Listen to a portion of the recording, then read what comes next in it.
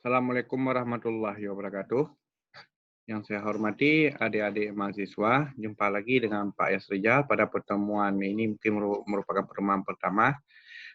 Kita via Zoom meeting, tetapi ini saya rekam saja, nanti videonya saya bagikan ke kalian supaya kalian bisa melihat kembali materi ini. Baik, eh, pada kesempatan ini Bapak ingin membahas tentang kewirausahaan, ya. Kewirausahaan ini merupakan mata kuliah wajib dari universitas, ya, mata kuliah universitas tapi wajib sifatnya. Eh, Anak-anakku yang baik, kita hari ini akan membahas tentang pengertian wirausaha. Kita sering mendengarkan istilah entrepreneurship atau wirausaha. Apa sih wirausaha itu? Wirausaha adalah orang yang mempunyai kemampuan melihat dan menilai kesempatan-kesempatan bisnis. Ingat, yang pertama di sini adalah orang yang mempunyai kemampuan. Kemampuan itu bisa dilihat dari kreativitasnya, inovasinya, dan aksinya,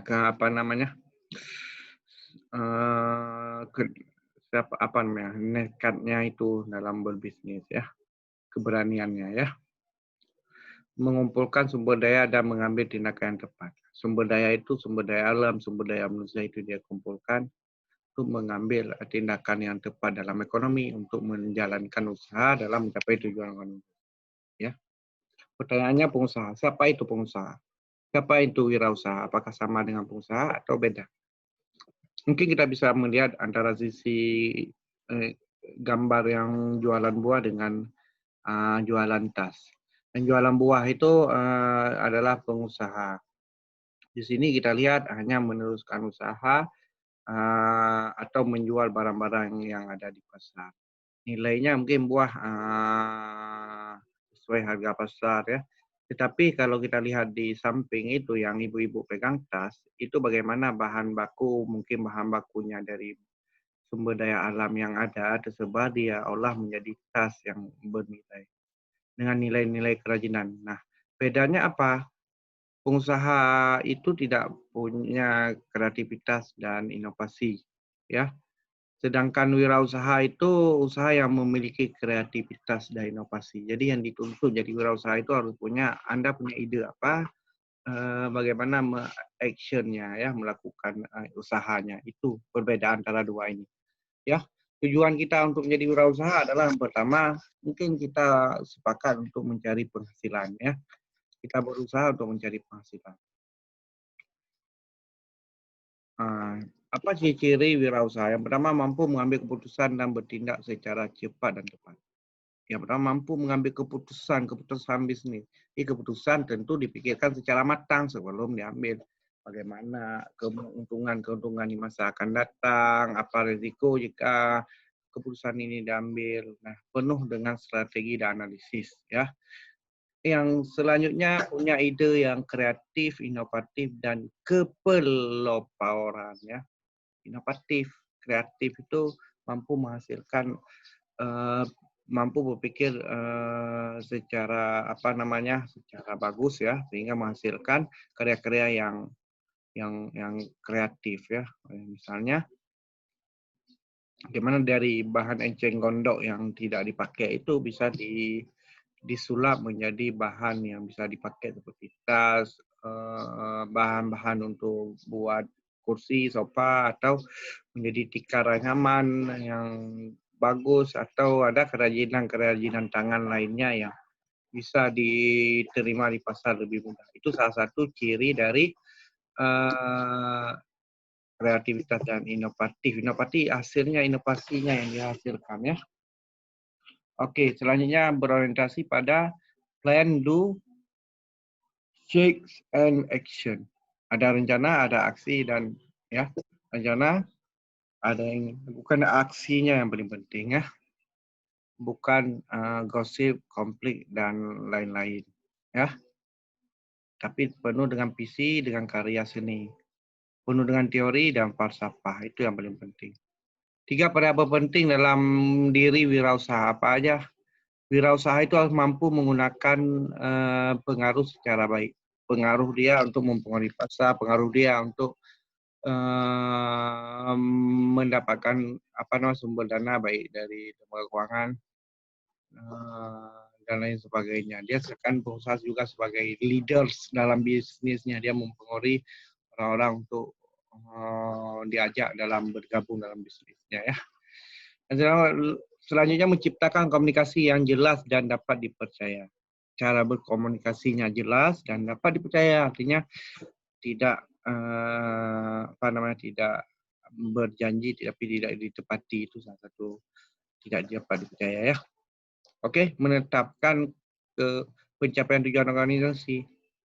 Jelas organisasi yang punya tujuan jangka panjang akan lebih sukses daripada organisasi yang tidak punya tujuan jangka panjang ataupun jangka pendek.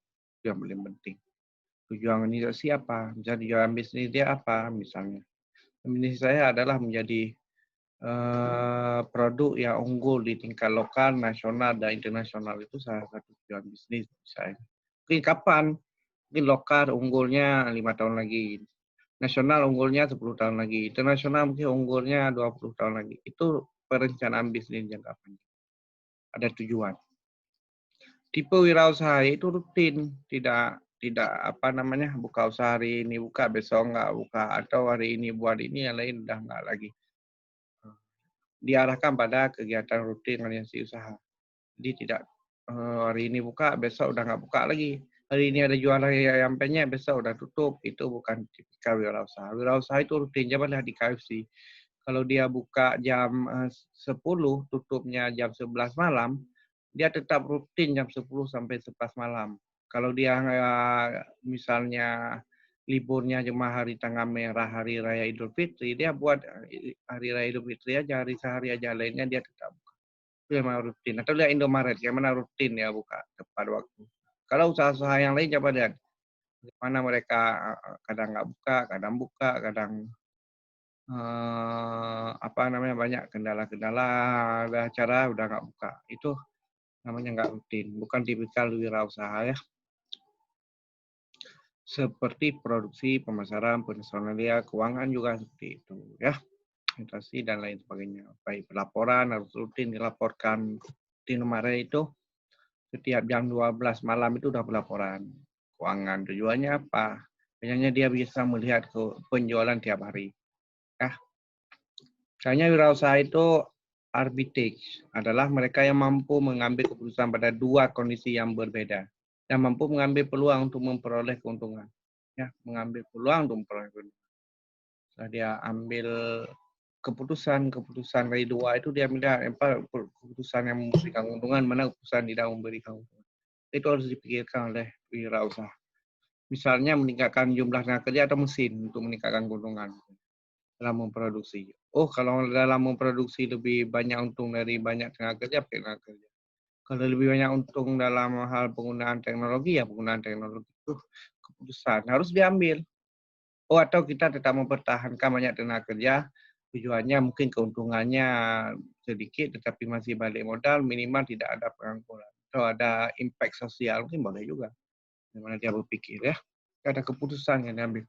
Wirausaha itu harus inovatif. Adalah orang yang mampu mencari, memanfaatkan, dan menemukan sesuatu yang baru. Enggak. Perusahaan selalu menjadi pelapor dan tidak stagnan, sehingga usaha yang dilakukan dapat lebih berkembang. Mungkin adik-adik bisa lihat perusahaan seperti Nokia mungkin dulu, kalau masih ada yang ingat ya. Bagaimana Nokia itu dulu maju, booming ya. Satu perusahaan perusahaan HP yang terkemuka dulunya. Hampir semua orang pakai handphone itu pakai Nokia, merek Nokia. Tapi sekarang tidak terdengar lagi merek Nokia. Kenapa? Karena tidak inovatif. Artinya ketika saat itu peluang masa depan mulai 2010 sampai berkembangnya BlackBerry dan berkembangnya smartphone dari Samsung itu sudah mulai mengarah kepada Android. Tapi dia tetap mempertahankan model Symbian dari Nokia. Sedangkan konsumen masa depan sudah berpikir ke arah ke Android ya, yang kita pakai Nah, Nokia tidak mau berubah. Dampaknya apa? Nokia ditinggalkan oleh pasar. Nah, itu tanda-tanda tidak inovatif. Ya, tidak mampu mencari manfaat dan mampu mencari manfaat, memanfaatkan dan menemukan sesuatu yang baru itu.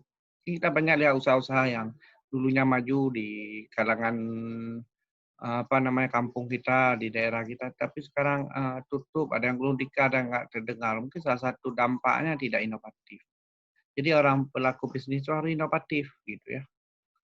Harus lihat peluang ke depan gitu. Baik, karena watak wirausaha yang pertama mempunyai kepercayaan diri jadi yang kuat, orientasi pada tugas dan hasil, mempunyai jiwa kepemimpinan, leadership, ya, yaitu harus inovatif. Jadi ada hal baru dia harus berani mengambil tindakan untuk melakukan perubahan. Kreatif, ya kreatif. Kreatif itu kreativitas, hasil karyanya itu ada dia punya ide yang bagus ya, dan ulet ya, itu yang paling penting. Orientasi ke depan gitu, itu yang paling penting dari ciri wirausaha. Karena sikap wirausaha itu berani mengambil risiko. Kalau tidak berani mengambil risiko itu bukan namanya wirausaha. Untung rugi itu harus berani kita terima. Kalau nggak untung ya rugi, itu prinsip dari wirausaha. Kreatif dan inovatif tadi ya. Mempunyai visi jangka panjang, jangka pendek ya. Mempunyai tujuan yang berkelanjutan gitu ya. Dan percaya diri. Jangan diejek orang suci buka usaha, apa usaha itu udah banyak kali orang. Kita bisa menampilkan usaha itu dengan keunggulan kita. Terserah orang banyak memproduksi misalnya ya, apa namanya sambal geprek atau orang memproduksi keripik. Gitu ya. Tapi kita punya nilai unggul lain dari keripik kita misalnya. Keripik kita itu memiliki 5 ciri rasa, sedangkan orang keripik biasa aja itu mungkin salah satu perbedaan yang bisa kita munculkan itu adalah namanya inovasi. Ya. Kreativitas. Orang menjual keripik biasa kita bisa 5 rasa. Orang menjual bakso goreng biasa aja pakai saus, kita bisa bakso goreng itu 5 rasa. Ada barbecue, ada rasa original, ada rasa balado. Kita bisa ciptakan seperti itu salah satu inovasi juga bisa. Kita punya unggulan dalam produk. Percaya diri, jangan dibilang orang ini nggak maju, ini udah biasa itu sehingga kita tidak punya semangat lagi untuk produksi itu bukan ciri khas dari wirausaha. Oke, aktif atau energik serta mampu memanfaatkan waktu secara tepat. Yang penting memiliki konsep dan selalu berpikir positif ya. Mau rugi, mau ini kita selalu berpikir positif. Itu yang paling penting. Tanggung jawab. Apapun yang dilakukan oleh anak buah bawah Anda, kita harus tanggung jawab. Apapun resiko dalam bisnis, kita harus tanggung jawab. Jangan lepas jawab. Selalu belajar dan menggunakan umpan balik. Umpan balik misalnya koreksi di apa kesalahan kita ini dalam penjualan. Kita harus menerima umpan balik. Nah, salah satu yang tidak mau menerima umpan balik itu adalah Nokia yang oleh dengan mempertahankan simbian dia dengan keegoisan itu kita bisa hancur karena egois ya. Demikian juga dalam diri kita sehari-hari. Kadang kita ditegur sama kawan kita marah, ya kan? Padahal kawan memberikan teguran yang membuat kita berubah gitu. Itu salah satu bentuk dari feedback ya. Pan balik selalu belajar ya. Ketika ditegur sama dosen, marah sama dosen, apa dosen itu dia pun kayak gitu. Kita udah cari-cari salah yang lain. Padahal ditegur kita untuk perubahan bagi diri kita sendiri itu lebih baik ya. Keuntungan menjadi wirausaha dapat mengontrol usaha secara mandiri. Usaha kita kan kapan saja bisa kita kontrol lah. Mampu mengembangkan potensi secara utuh, memiliki potensi bakat apa harus dikembangkan. Memperoleh keuntungan sesuai dengan keinginan. Kalau target kita produksi 100 unit, mungkin keuntungan 100 ribu. Kalau kita mampu produksi 1000 unit, misalnya 1 juta. Mau keuntungan berapa? Tergantung berapa jumlah kita produksi, berapa jumlah kita distribusi, berapa jumlah tenaga kerja yang kita pakai, berapa jumlah bahan baku, kita bisa hitung-hitung. Itu namanya kita bisa menyesuaikan keinginan dari keuntungan. Ya, membuka lapangan pekerjaan itu yang paling mulia. Jadi kita memberikan pekerjaan kepada orang lain. Tuh, aku bisa apa pertanyaan yang pertama? Tentu kita yang berpikir setelah belajar wirausaha harus kreatif, inovatif. Lalu kita bisa apa? ya kan? Hambatan menjadi wirausaha itu biasanya orang kemudian melakukan upaya menghindar karena tidak ingin repot, buka usaha, repot ini. Yang kedua tidak ingin beresiko dalam hidupnya. Kali kalau masalah nanti kalau usaha bangkrut, kalau ini, kalau itu. Jadi banyak kali kalau-kalaunya. Andainya bila mana jikalau kan, itu kita hilangkan stigma-stigma negatif itu, kita tak berpikir positif, apa yang kita lakukan ini akan memberikan dampak bagus, akan insya Allah berkah kalau kita dalam berusaha. Apapun kita jual pasti laku, pasar pasti menerima. Kalau kata teori C is low kan, penawaran akan menciptakan permintaannya sendiri. Yang kita produksi itu pasti ada yang ini, penawaran akan menciptakan permintaan sendiri. Pasti ada yang pembelinya. Jadi bagaimana teori C is low itu, teori hukum C itu di apa namanya, ditiru oleh Sony. Sony itu meniru teori C. Bagaimana Sony itu mampu memproduksi pada saat itu ada Walkman. Walkman itu alat dengar dimasukin kaset, ya kan, dengan musik. Nah, waktu itu dunia belum tahu Walkman. Belum ada permintaan Walkman karena nggak tahu pasar menerima atau nggak, kan nggak tahu. Tetapi begitu diproduksi Walkman, itu Walkman-nya itu laku kayak pisang goreng. Seluruh dunia menggunakan Walkman Sony. Habis itu produk Sony melejit gitu. Dan dampaknya apa? Kita memproduksi pasti ada yang memintanya. Pasti ada pasar yang akan menerimanya. Ya, kalau nggak banyak sedikit gitu ya. Yang penting percaya diri. Hambatannya di wirausaha. Nah, kita berpikir terlalu muda, terlalu tua, kan bingung usaha apa, bingung produk apa, tidak punya modal, tidak ada pengalaman. Nah, kalau tidak ada modal, modal dengkul. Misalnya kita mau buka usaha. Kalau tidak bisa buat sewa toko, jangan pikir sewa toko. Kita buat di rumah, misalnya produksi ayam geprek di rumah, jualannya di Instagram. Kalau ada yang beli, antar pakai sen, itu salah satu cara wirausaha. Buat kue, misalnya kita posting di Instagram, begitu ada yang request kita produksi, misalnya via PO misalnya kan. PO hari ini pesan, besok ambil, tinggal kita buat. Itu salah satu usaha yang tidak punya banyak modal, kita pikir 150.000, 100.000 udah bisa bergerak jadi wirausaha. Kecil-kecilan dulu baru besar. Jadi di usaha itu tidak mesti kita berpikir harus sewa toko, buka usaha. Tapi dari rumah bisa. Produknya yang penting apa? Bagaimana cara kita menjual produk ke pasar? Apa kios online atau enggak? Kios online yang mana? Kita buka di Instagram ya, di endorse di WA dan sebagainya. Itu salah satu ya online. Begitu ada orang pesan langsung jasa antar juga ikut desain ya. Kreatif ya kan, kreatif. Mungkin kita tidak memiliki kreativitas, cenderung emosi, takut resiko ya. Karena lingkungan kurang mendukung, ya kurang mendukung, dari keluarga, dari yang lain. Apa udah kuliah capek-capek jualan tempe misalnya kan, atau jualan ini itu jadi mindset yang buat kita minder untuk memulai usaha. Sementara di usaha itu nggak peduli apa kata dunia, yang penting kita bisa melakukannya. Ya, budaya yang menghambat, tidak berpikir logik, ya logika. Ya, banyak usaha, ada intrapreneur, businesspreneur, socialpreneur, technopreneur, creativepreneur kan, BORI, kreasi, entrepreneur ya, ecopreneur. Ya, academic planner itu kayak apa nama ruang guru ya. Itu salah satu academic planner ya, banyak di kreatif planner itu produk yang kreatif, sosial planner kegiatan-kegiatan apa namanya wirausaha yang membentuk sosial ya. Oke, rasio pengusaha saat ini di Singapura itu 7,2% pengusaha. Coba lihat bagaimana majunya usaha mereka, negara mereka. Cina itu 10% dan Jepang. Coba lihat Cina menjadi negara maju. Pertumbuhan ekonomi ternyata didorong oleh jumlah wirausaha berarti. Amerika 11,5% Amerika maju. Indonesia kenapa nggak maju? Wirausahanya hanya 0,11%, nggak 18%, nggak nyampe 1%. Gimana kita maju? Ya. Kata David M. Leland, negara dapat menjadi makmur ya jika rasio pengusahanya minimal 2%. Kita jauh di angka minimal masih. Ya. kelompok wirausaha kita itu udah ada wirausaha UMKM ya, rumah tangga ya, usaha kecil menengah, usaha besar gitu ya. Ini penyerapan kerja, usaha rumah tangga, usaha kecil mikro itu sekitar 99%. Sumbangan terhadap PDB cuma 40%.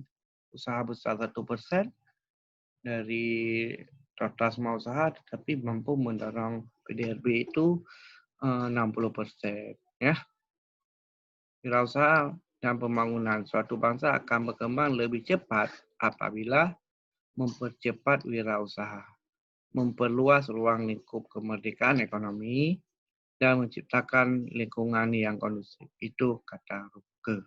Kalau kita mau menjadi negara yang berkembang lebih cepat, berarti ciptakanlah wirausaha. Jangan ciptakan orang-orang yang selesai kuliah jadi pegawai, jadi kerja di bank, kerja di kantoran, tapi dia bisa berpikir mandiri dan memproduk apa hari ini yang kita produksi. Kalau tren tahun 70-an, mungkin 80-an orang tren jadi PNS. Tren 90-an orang tren jadi kerja di BUMN atau perusahaan besar sampai itu. Tapi tren anak 2000, anak sekarang 2010 itu mau memproduksi apa, di mana, bagaimana produksinya. Saya menghasilkan apa, saya mau keuntungan berapa, itu tren anak sekarang. Ya, bukan kalau dia masih mimpi kerja jadi PNS berarti dia hidupnya harusnya 30 tahun yang lalu. Kalau dia masih mimpi jadi kerja di BUMN perusahaan gaji lebih besar, mungkin mimpinya itu 20 tahun yang lalu. Kalau dia bermimpi sekarang selesai kuliah ingin memproduksi apa, kreativitasnya apa, pasarnya gimana, keuntungannya berapa, itu berarti anak-anak muda milenial sekarang. Kenapa penting buka usaha? Mendorong pertumbuhan ekonomi, kreativitas, dan inovasi, peningkatan kualitas kompetensi, mengurangi ketidakpastian, dan meningkatkan kesejahteraan masyarakat. Itu yang paling penting, kata Kasali. Ya, mulai berubah dalam cara berpikir dan bertindak, dan sekarang mulailah untuk berubah menjadi wirausaha. Ya, siapa lagi kalau bukan kita? Kapan lagi kalau bukan sekarang? Selamat belajar, mungkin materi ini salah satu pengantar bagi kalian untuk mendalami ilmu wirausaha. Sekian, Assalamualaikum warahmatullahi wabarakatuh.